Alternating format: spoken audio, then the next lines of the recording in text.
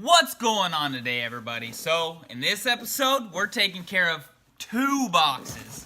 That's right. We're getting external wastegates. We got a tile MVS blow-off valve and an external up pipe with for an external. So, stay tuned. So, I went and picked up an external wastegate system, and the up pipe that I got was a CNT Racing Performance up pipe. So here's the up pipe, and it even comes with the down tube, bolts, and the gasket. That's one of the reasons why I got it. So it's also got a flex joint on it, which is super critical because there's no other flex in the system, in my system at least, until after the down pipe. So the header, the up pipe, the turbo, and the down pipe are all connected as one, but they all move separately. So this will give it a little bit of movability, but it's also a weak point. They're known to be to leak. So anyways, we're gonna put this bad boy on today and get an external setup on my car. So the blow-off valve that I went with was a tile, T-I-A-L, tile MVS blow-off, external blow-off. There's some paperwork. I actually went with black because they don't make an orange. Really thought about going with silver and then painting it, but with my deadline, I don't have enough time to wait for paint to dry. I gotta get ready for this dyno tune. So this is going on that up pipe. It looks like there's a whole bunch of springs and stuff, and it comes with new V-bands, so that's cool. So we'll get to installing this. I cannot stress it enough. Always talk to your tuner where you're getting tuned, because they have certain styles, they have certain things that they like, they have certain ways of doing things that they see better than others. And this was one of the things that they told me that I need to have a more reliable car. The boost creep apparently is pretty bad, but he really recommended me go with an external. I wasn't planning on it. It's a lot more money than I was wanting to spend, but the CNT was cheaper than the Grim Speed. I don't know if it's better quality, but it was cheaper. And he also told me to go with a green and a white spring inside of this external. Apparently there's some assembly required, so we got to tear this apart, install a couple springs, install a couple other things. They've got all types of different fittings, so we'll have to figure out where all that stuff goes. But first, let's install these springs, and that way that will be taken care of. So to get these springs installed, we got to take all these Allen heads off, and they're all 3 millimeters going around the outside. So we'll take all these off, set them aside for a second. Those are some really tall springs for how small that diaphragm is. So we'll install these. Cool. Now we've got a lot of pressure to push that up. Since I'm a complete child and can't wait, I had to throw it together real quick. Check out how nice that looks. Now I have zero clue on the orientation of this, how this is gonna actually go in here, but I assume it's something like that. I have no clue. We'll find out later.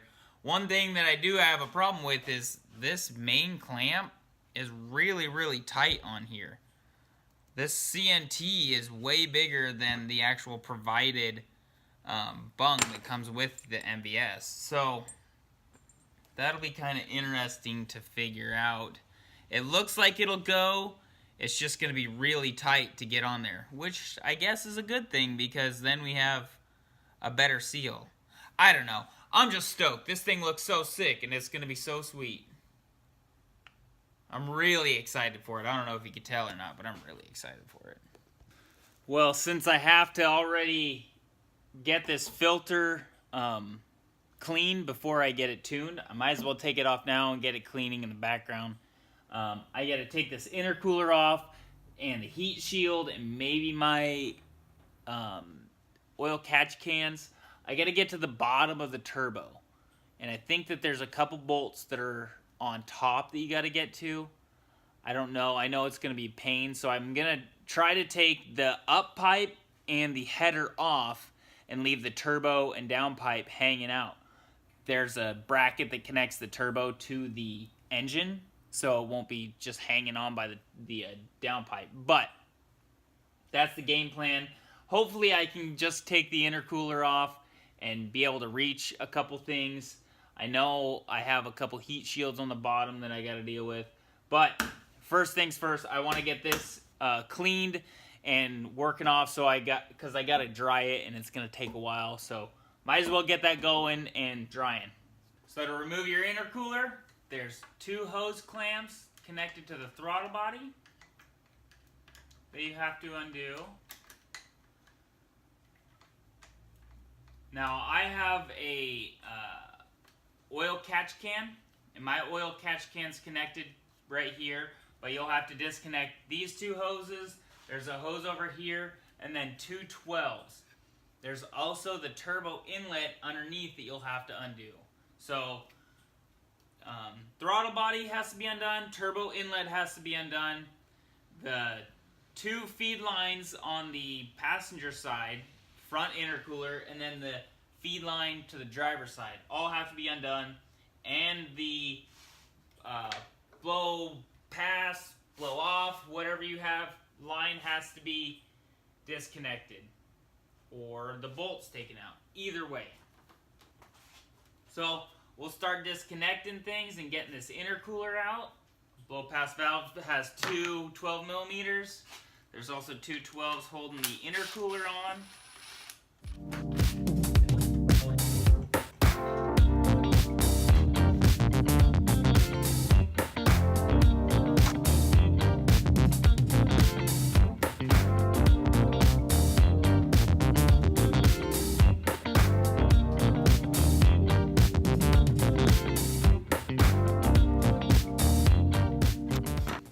Now we'll go underneath the car, take off a whole bunch of heat shields, and there are 2 runners for the header, and hopefully we can get to the up pipe. We have to break the up pipe bolts off anyways to undo the up pipe from the header, so we might try to just remove the lower portion of the header and not the up pipe and work our way kind of out of the car. So we'll go ahead and remove a whole bunch of heat shields and remove that header and see how far we can get. Before we go ahead and remove this header though, we're going to have to undo the O2 sensor, which is located right back underneath these oil catch cans. So we'll undo that and we'll be able to pull the wire out from the bottom. So here's the passenger side heat shield that goes on the bottom of the stock manifold. There's 1, 2, 3, 4 bolts you have to undo. This one has a ground on it, so be careful. And here's the driver's side. The driver's side sits like this, and it's got 1, 2, 3. Yes, just 3 bolts. But to get this off, you kind of have to wiggle it out to get it out. So those are off, those are junk. And then to get the head off, to get the up pipe off. To get the up pipe off, I had to actually remove the O2 sensor, which is a 7/8. You have to remove it, and you kind of have to wiggle it down as you're pulling it out to get to this bolt.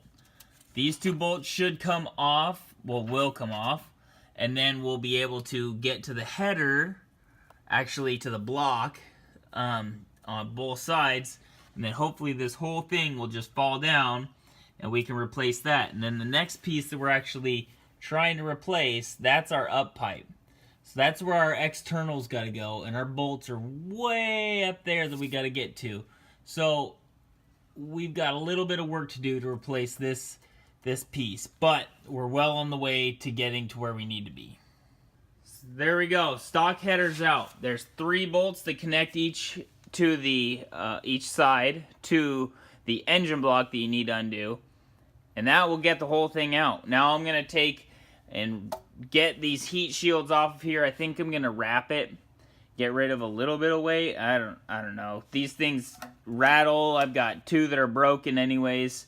They're all rusted, so I might as well just take them off, and I'll get some titanium wrap. We'll wrap them all up, make them look all nice. So those are out. Now we're on to moving on to the up pipe. So this is another reason why I wanted to replace this up pipe, is when I took all this off, that shouldn't have that much movement in it for a joint that's supposed to be solid. So that's probably causing problems for me, but we'll replace that, get that out of here. The tube actually doesn't look bad at all.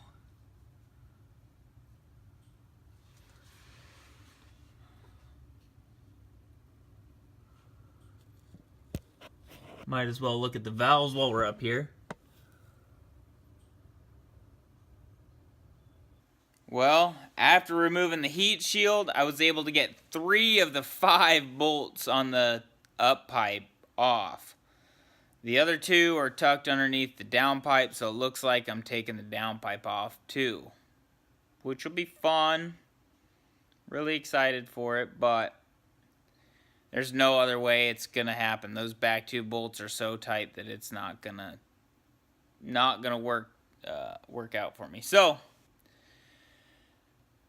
we're gonna take the downpipe off now. 5 bolts around the turbo, and then 2 bolts back where it bolts up to the rest of the exhaust. I gotta undo the, what is that, O2 sensor? Secondary O2 sensor back there. Cool. We'll get to that.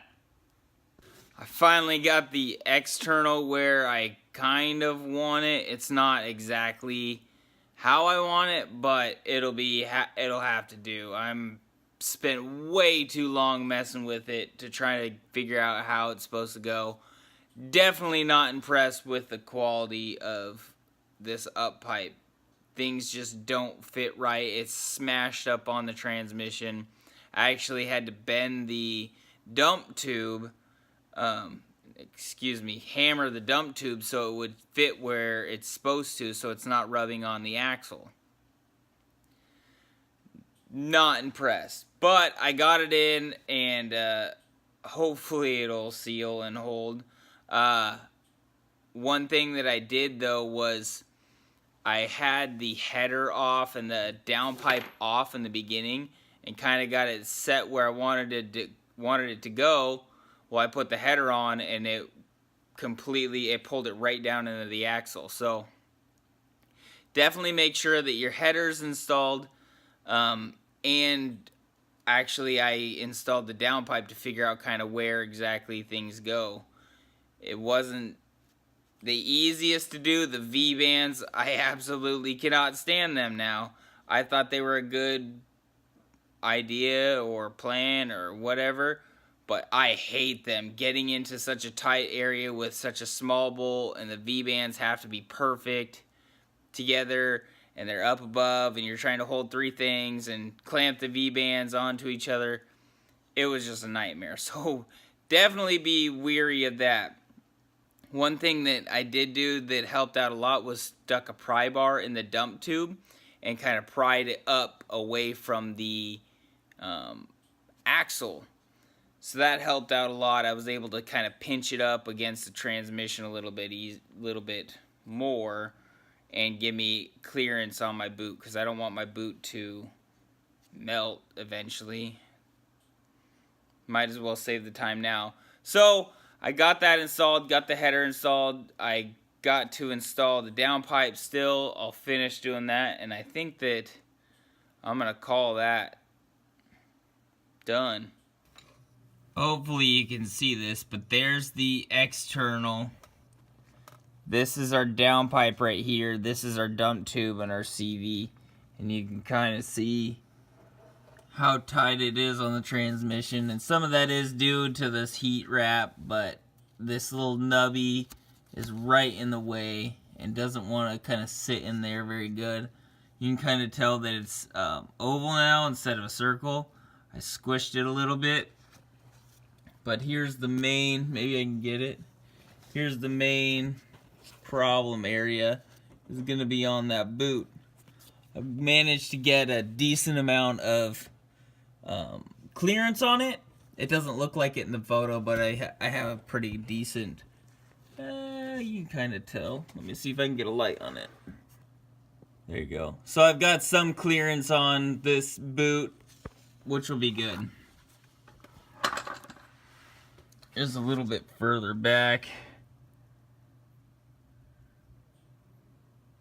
While I was taking off the stock header, the heat shield broke in a couple spots and I lost a couple bolts. So what it is, I just ground off all the attachments, wrapped it in heat tape. Just like everything else, I got new on my downpipe, the external, the up pipe, they all have, they're all covered now and they're all the same. So it looks a lot cleaner in my opinion. It's not the best, it's still the stock head, but it'll work for now. So here's a top view of the external. You can see it tucked underneath the downpipe. And you can see the dump tube is sitting right here. Well, now that I've got this exhaust system set up, I'm gonna call it a night. I'm so tired. I got a couple more things to do tomorrow, but I'm done for the night. So that's gonna be the end of this video. Hope you liked it. Do you guys have an external? Do you have the Grim Speed? I really want to know the quality difference between the CNT and the Grim Speed. So far, I haven't been happy with the CNT, and that might just be because I'm tired and frustrated, but the V-band on the up pipe side to the external didn't fit very well. It's a very, very tight fit, but who knows.